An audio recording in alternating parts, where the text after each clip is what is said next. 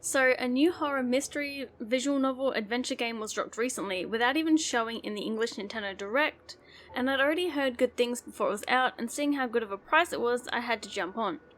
Now, all the footage is from the prologue, which might look spoilers, but I assure you isn't. The talk around this game is that the less you know the better, which is a bit of a hard sell, so I'll go more in depth, and I will talk about a gameplay element that may be considered a spoiler because it's relevant to what I want to say, but if you're already interested, go on, shoot, pick it up and play it already.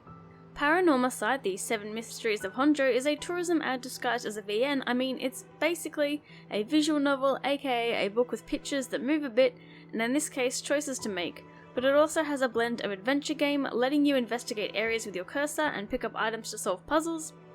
Though if you are good at those, be not afraid, this game makes it pretty easy. The basic premise is that there's a rite of resurrection, allowing anyone who meets the requirements to bring someone back from the dead. In order to do that, they need to bear a curse stone, which gives them a special ability to kill someone under certain conditions, such as the first guy being able to do so when anyone turns their back to him. Which I suppose is why people are comparing this game to Danganronpa and the like, other than just to get the clicks, but really, it's not like that. Even though they do need to fill up the curse stones with soul dregs and other curse bearers give you much more, well, if they're compelled to resurrect someone anyway. Skip to the timestamp shown here to avoid a quick minor spoil.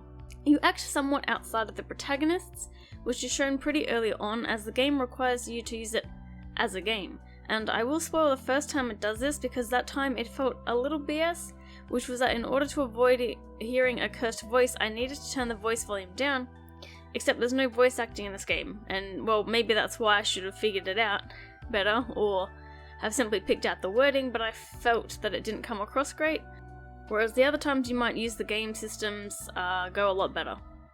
There's also a basic timeline that you'll need to jump around to piece the information together or even progress what the other characters are doing at the same time for the true story to advance. Playing through the whole thing made me feel like I was the only good thing in that first Puss in Boots movie. I was constantly going, ooh. And when I mentioned that, my friend responded with, yeah, I imagine you're right, there's got to be similar neural pathways involved since there's stakes to the secrets, elements of unknown, and possibly conflicting information, a desire to find the truth but form conclusions as working theories, which are all things I did while playing through this. That, and when it's a horror game, there's the extra element of true crime style story appeal, although of course this is a lot more supernatural. However, it is also set roughly around the very late 70s or early 80s, so there's a nice retro element. It's also not too scary, like the most I got was very startled when I turned around and someone was behind me. I'm so startled.